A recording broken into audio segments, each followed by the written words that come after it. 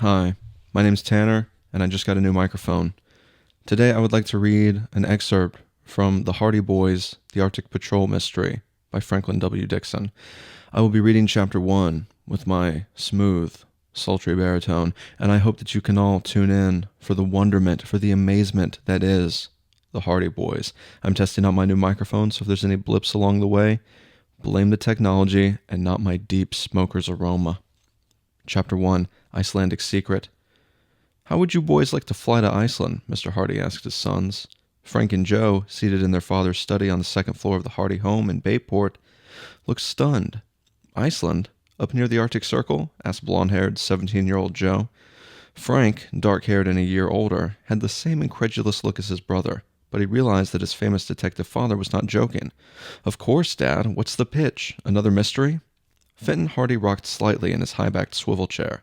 "I would call it a mild mystery compared with some others you've handled, but it could develop into the most dangerous one yet, provided—" Frowning, he paused for a moment.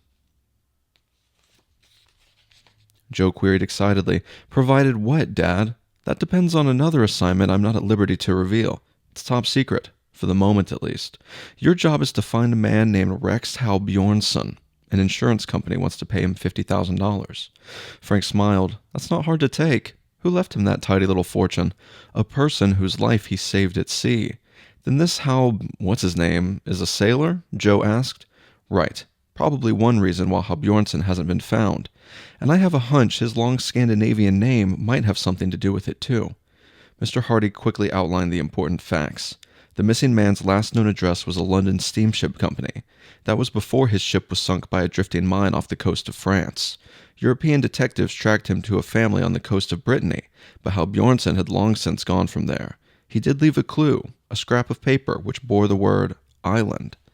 "Island is the Icelandic word for Iceland," Mr. Hardy explained.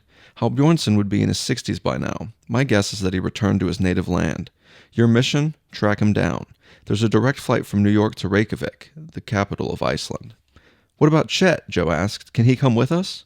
Chet Morton was the Hardys' best friend. He was a stout boy, great as a lineman on the Bayport High football team, but less than enthusiastic as a sleuth. Chet would sidestep danger, if possible. However, when the chips were down, he always proved to be a true pal. He was fond of food and hobbies, the latter changing as often as the weather. Mr. Hardy pondered the question about Chet in silence for a few moments. "Yes," he said finally, "Chet might be of assistance, as well as good company, but you must warn him to be silent. Premature disclosure of our plans could prove disastrous." Frank and Joe made careful note of their father's warning, because Fenton Hardy was an expert in detective work and security. He had been a crack member of the New York Police Department, and his superiors hated to lose him when he left to start his own agency. Now he was world famous, and his sons were following in his footsteps. Their first case, known as the Tower Treasure, had whetted the boys' appetite for mysteries, and they had solved one after another, their latest being Mystery of the Whale Tattoo. "Great, Dad," Frank said, jumping to his feet. "With spring vacation coming up, we won't miss any time at school." "Are your passports up to date?" his father asked. "Sure, we always keep them that way." A telephone call brought Chet Morton and his old jalopy backfiring to a halt in front of the Hardy home on Elm Street. Chet lived on a farm several miles out of town. He had a sister, Iola, who was Joe's girlfriend. Frank's special date was Callie Shaw, but girls were far from the minds of the young detectives as they ran out to greet their friend. Chet hopped out of the car, his round face beaming. "Hi, fellows. Another mystery? By the way, how's your Aunt Gertrude fixed for pie? Come in, we'll find out." Laura Hardy, the boy's mother, had gone marketing, leaving Aunt Gertrude in sole charge of the kitchen. Miss Hardy, their father's sister, was tall, spare, and decisive. She often looked askance at the mysteries in which her nephews became involved. Nonetheless, Frank and Joe were very special to her, as was Chet Morton, chief connoisseur of her excellent culinary abilities. "Well, you sound like a bunch of elephants tramping in here," Aunt Gertrude said. "Chet's hungry again," Frank declared with a wink. "What else?" Joe asked. Joe joked. "That's a permanent condition with him." "Oh, cut it out, fellows," said Chet, pulling out a kitchen chair and sliding his ample frame into it. "What's your latest in pies, Aunt Gertrude?" Miss Hardy pursed her lips in a mock look of annoyance, yet she was secretly pleased with her reputation as a baker. "Rhubarb pie, Chester. It's chilling in the refrigerator." A sly smile spread over Chet Morton's face. He leaned forward, elbows on the table. "My favorite. You must have known I was coming." "Cut out the baloney, Chet," said Joe. "You did anything." Chet's hurt look vanished when a large wedge of pie was placed before him, along with a tall glass of milk. Thank you, he said as Aunt Gertrude left to take care of her other household chores. Then he turned to his friends. Now what's this latest proposition? We're going to Iceland, Frank said, seriously, and would like to take you with us. Chet grinned broadly. Good thought. But you must keep this absolutely mum, Joe warned. Not a word of it to anyone. You can trust me to be quiet, Chet stated between mouthfuls. And we mean quiet, Frank added emphatically. Okay, I'm with you. Chet savored a long swig of milk. And what are we going to do there? Briefly, the Hardys told of their mission, and Chet seemed delighted with the idea. Finding somebody doesn't seem too dangerous, he said. Besides, I'd like to see some real Eskimos. As he finished speaking, Chet banged the side of his hand on the kitchen table, making the pie plate jump. What are you trying to do? Joe demanded. Just practicing my karate chop. Your latest hobby? Frank asked. Sure, the art of self-defense. Got to get the old hands toughened up. Never can tell when you need it. You're a nut, Joe said, grinning, as the boys stood up and walked to the front door. Thanks for the pie, Chet said to Gertrude Hardy, whom they met in the hall. It'll give me lots of strength for our next case. Quiet, Joe said. You're spilling the beans already. Aunt Gertrude sniffed, as if scenting a danger, and her eyebrows raised above the rim of her glasses. Another case, she asked, looking from Frank to Joe. What is it? Something simple, Frank assured her. An easy investigation. Don't worry. I worry all the time about you. We're only going to Iceland, said Joe. Iceland? Aunt Gertrude made a face as if the entire country were run by wild, long-haired Vikings. You'll freeze to death up there if you're not eaten by a polar bear. Or lost on the stormy seas, Joe added. Don't get smart, young man, his aunt replied, and marched into the kitchen, where she put the remaining pie and the milk back into the refrigerator. Frank remembered studying about Iceland in school, and knew that the weather would be mild in April, although there were occasional storms in the area at that time of year. Bring some heavy clothes just in case, he told his friend. How about skis and snowshoes? Forget it, Chet. I didn't say the North Pole. What about the rest of the gang? Shall I tell them? Asked Chet. Frank hesitated. Dad cautioned us not to say anything to anybody. Well, Tony and Biff will know the next day that we're gone, Joe put in. Suppose we tell them we're going away on a secret mission without saying where. Okay, Frank agreed. Maybe we can have a get-together before we leave. Good idea.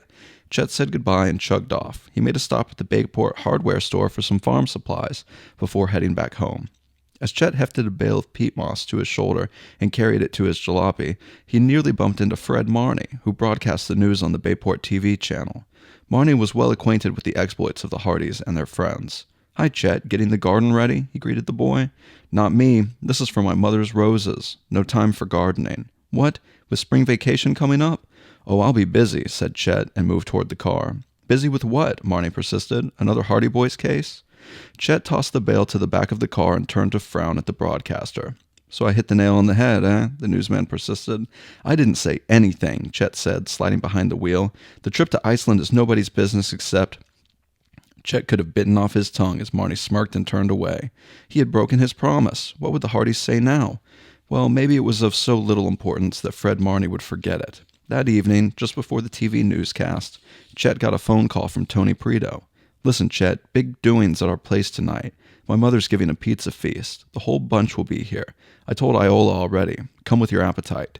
Then you know about the trip? Chet asked. Biff and I do, but that's all. Frank and Joe want to keep it a secret. Yeah, I know about that, Chet said limply. I'll be there, but I don't know about my appetite. Tony Preto laughed as he hung up, and Chet tuned in the evening report. His eyes were glued to the TV screen. National news came first, then other reports of statewide importance, and finally an item about the Bayport City Council. Chet breathed a sigh of relief. His secret had not been violated. In the Hardy home, Frank, Joe, and Mr. Hardy were watching the same program while the boy's mother and Aunt Gertrude were preparing supper. After the council report, Fred Marney smiled at his viewers and said, "And now a little juicy tidbits for fans of the famous Hardy Boys." Frank and Joe froze, and Mr. Hardy frowned deeply. The reporter went on. This time it's a trip to Iceland for Frank and Joe, and of course, their pal Chet Morton, too. Since this is not a junket for fun in the sun, we wonder what the detectives are up to now. Holy cow, Joe explained, and flicked off the set. How did he find out about that? I'm afraid this means trouble, Mr. Hardy said, thumping a fist into the palm of his hand. Well, what's done is done. Do you suppose it was Chet? Asked Frank. The answer came with the ringing of the telephone. Joe grabbed it. The voice on the other end was so low that he could hardly hear it. What? Oh, it's you, Chet. Yes, we heard. There was a long silence while Chet explained. Then Joe went on, "No, I don't think it'll wash out the trip, but Dad's very much upset. See you later." Joe told the others what had happened, which was not of much comfort to his father. After supper, Mr. Hardy announced that he was leaving for an important secret meeting. Frank and Joe showered and dressed for the party in the Peritos' rumpus room. Chet was bringing his sister Iola, and Frank was to pick up Callie Shaw at her home. Just as the boys started out to their car, they heard the phone ring. Aunt Gertrude answered. After listening for a few moments, she said, "You shouldn't play pranks like this, Callie Shaw. What is it you—" Then she turned to the boys with an astonished expression on her face. "Goodness, she hung up on me."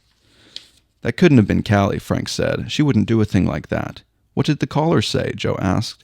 "She claimed it was the White House calling Fenton Hardy." The boys climbed into their convertible, uneasy about the strange call. Had it been a joke? "We'd better not mention this to anyone," Frank said. Joe agreed. A few minutes later, they pulled up at the Shaw's house, and Frank hurried to pick up his pretty blonde date. When they arrived at Tony Perito's place, Frank parked in front of the house, and the three entered. Chet and his vivacious, dark-haired sister were already there. They all trooped down to the basement, where brawny Biff Hooper and good-looking Tony were playing a game of ping-pong. Their dates were shouting encouragement to the two, when Tony sent a sizzling backhand shot, which nicked the end of the table. "You win," Biff said, and put down his paddle. "Hi, Frank. Joe, the news is all over town." When Frank remained silent, Tony said, "Hey, you guys, where's your bounce tonight?" "The news shouldn't have gotten out," Joe explained. "Well, let's forget about the whole thing and have some fun." The boys grabbed billiard cues and went to the large table which occupied one end of the basement. Callie, meanwhile, put on some dance records, and as the evening progressed, the fun increased until Miss Perito appeared carrying a large tray of red-hot pizza. Frank touched Callie's arm. "I'd like to get out for a little fresh air before we tackle the goodies." "Me too," Callie replied. "It's stuffy in here." The couple stepped out into the star-studded evening. As they walked towards the front of the house, Frank noticed a car parked 5 feet from the curb, almost directly behind his convertible. All its doors were open. 3 men approached Frank as he walked forward. Callie lingered behind. When the man in the lead had almost reached Frank, he suddenly commanded, "Come with us." Callie stifled a scream and ran back into the house. And so concludes The Arctic Patrol Mystery, Chapter 1. Tune in next time for Chapter 2. I'm Tanner Crosby, and good night.